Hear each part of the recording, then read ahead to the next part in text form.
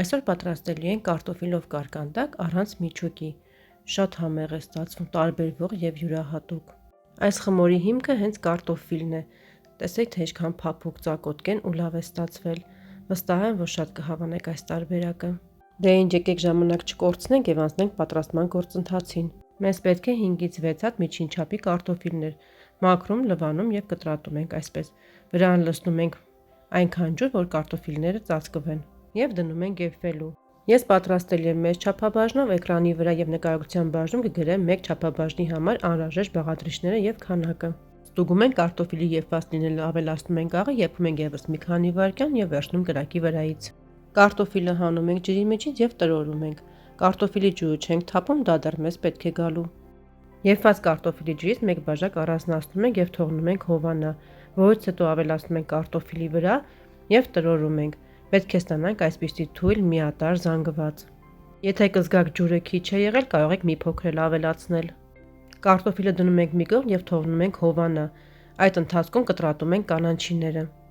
Այստեղ կանանցոխը ցանկալի է, քանի որ լավ համ է հաղորդում կարկանդակներին, իսկ մնացած կանաչիները կարող եք ընտրել ձեր նախասիրությամբ։ Ես ավելացնելու եմ նաեւ պանիր, սա պարտադիր չէ, կարող եք չավելացնել։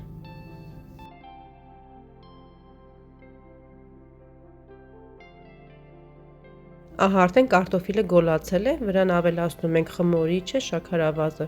եւ լավ խառնում ենք։ Ավելացնում ենք նաեւ ձուն։ Մի թեթև այսպես հարում ենք եւ լցնում ենք մասսայի վրա։ Բոլորը միասին խառնում ենք։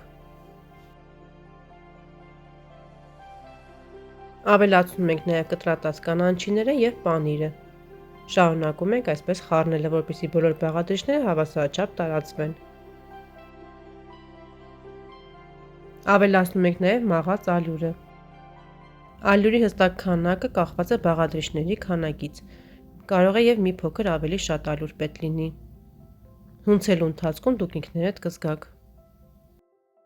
Ալյուրը շատ չենք չարաշահում, որպեսզի ավելի ծանր խմոր չստացվի եւ կարկանդակները ավելի թեթև ու փափուկ ստացվեն։ Պետք է ստանանք այսպիսի փափուկ, մի թեթև ձեռքերին կպչող խմոր։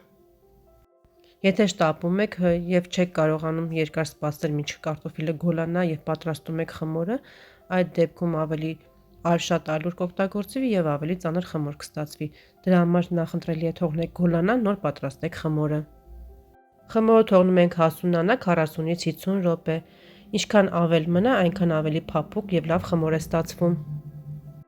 Խմորը տեղափոխում ենք աշխատանքային սեղանի վրա, մի փոքր այսպես երկարացնում ենք եւ բաժանում ենք մասերի։ Չափը կախված է, թե ինչքան մեծության եք ուզում լինի խմորը։ Ես բաժանում եմ այսպիսի փոքրիկ մասերի։ Ձեռքով գնդեր ենք անում եւ մի փոքր տափակեցնում ենք։ Կարող եք նաեւ խմորը բացել կրդնակով մոտ 2 սանտիմետր հաստությամբ եւ բաժակով կլոր շրջաններ կտրել։ Այդպես էլ է ստացվում։ Ես ուղղակի նախընտրեցի այս տարբերակով պատրաստել։ Տեսեք, թե ինչքան փափուկ, ծակոտկեն ու լավ խմոր է ստացվել եւ ինչ լավ հասունացել է։ Կպատկերացնեք, որ կարտոֆիլից կարելի է նման ձևի խմոր ստանալ։ Տապակը դնում ենք գազօջախին եւ թողնում ենք լավ տաքանա։ Ավելացնում ենք առատ բուսայուղը։ Տաքանալուց հետո ավելացնում ենք կարկանդակները եւ երկու կողմից եփում ենք մարմանդ կրակի վրա, որպեսզի մեջը հասցնի եփվի։ Տեսեք, թե խմորն ինչ լավ է ուռում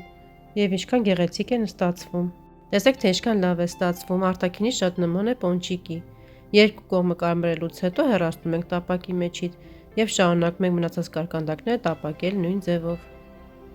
Արգելնից, եթե նոր եք միացել իմ ալիքին կամ դիտում եք առանց բաժանորդագրվելու, խնդրում եմ բաժանորդագրվեք սեղմեք զանգակոճակին, որպեսզի բաց չթողնեք իմ հետագա համեղ եւ տարբերվող բաղադրատոմսերը